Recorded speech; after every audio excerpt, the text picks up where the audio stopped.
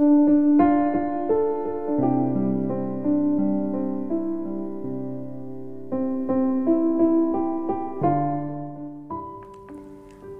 hari ini dengan hal baik dan hadapi waktu-waktu yang akan kita lalui dengan merenungkan firman Tuhan.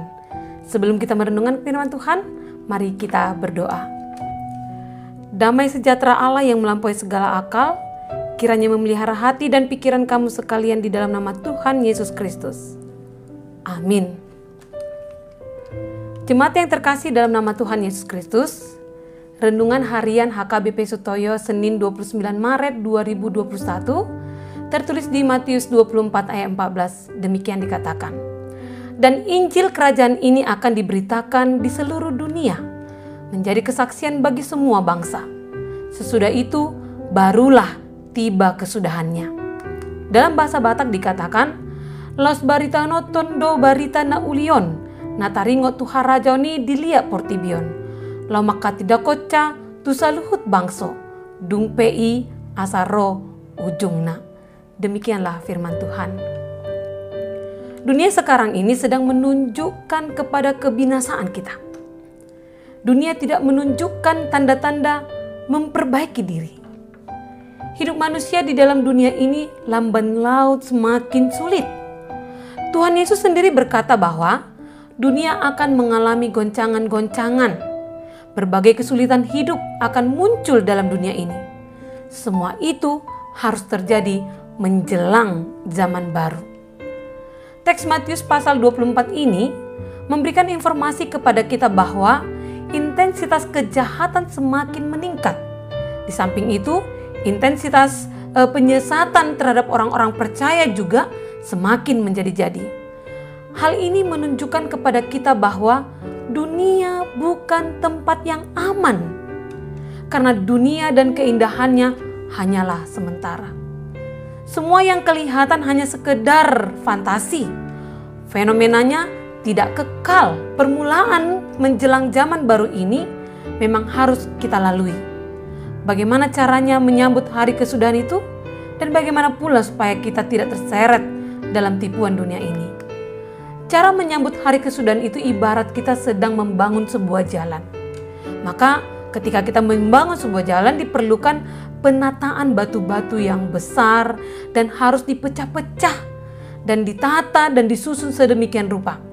Pada saat jalan itu belum usai, belum siap, dan kita memaksa untuk melewatinya, maka tidak jarang kaki kita yang akan mengalami goresan dan terluka karena tajamnya batu.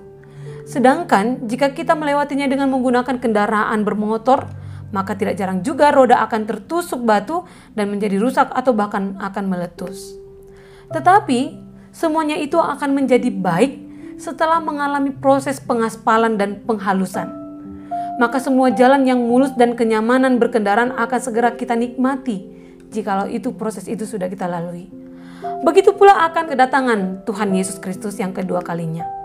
Semua orang percaya harus mempersiapkan jalan, sarana, prasarananya agar didapatinya kita siap menyambut kedatangannya. Tetapi kedatangannya tidak dengan pesta, dengan menyambut dengan karpet merah.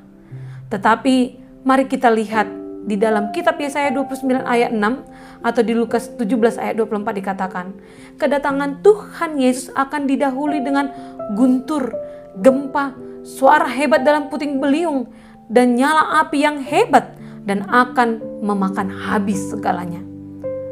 Permulaan seperti ini yang akan mendahului sebelum kedatangan Tuhan Yesus Kristus ke dunia ini. Hanya dengan menyerahkan hidup kita kepadanya lah kita mampu menghadapi hari kesudahan itu. Dan agar kita tidak terseret oleh kemajuan zaman, marilah kita tetap teguh berdiri dan berpegang kepada keyakinan kita di dalam Tuhan Yesus Kristus. Dan senantiasa berjaga-jaga dan berdoa menjelang zaman baru itu. Mari yakinkan Injil yang diberitakan bagi kita, agar tetap bisa bertahan menjelang hari kesudahan itu. Mari terus membangun iman kita, yang menjadi jalan keselamatan bagi kita kelak. Dan kita harus terus memberitakan Injil kepada dunia ini, agar pada akhirnya kesudahan itu tiba, kita semua menjadi pemenang dalam kerajaannya. Namun, tetaplah ingat, walaupun dunia ini mengalami kesudahannya, tetapi kasih Tuhan tidak akan pernah berkesudahan bagi orang yang percaya. Amin. Mari kita berdoa.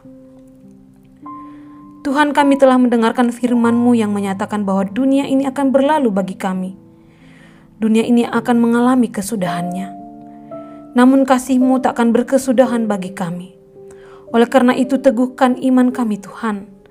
Ajarkan kami memakai setiap waktu kami sebagai kesempatan untuk melakukan yang Engkau kehendaki.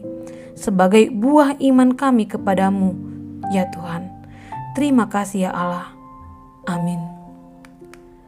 Jemaat yang terkasih, selamat mengisi waktu Anda hari ini untuk menyambut kehadiran Tuhan dan tetap menjaga kesehatan dan lakukan protokol yang dianjurkan bagi kita sekalian untuk berhadapan dengan pandemik yang sedang kita hadapi saat ini. Tuhan Yesus memberkati. Shalom.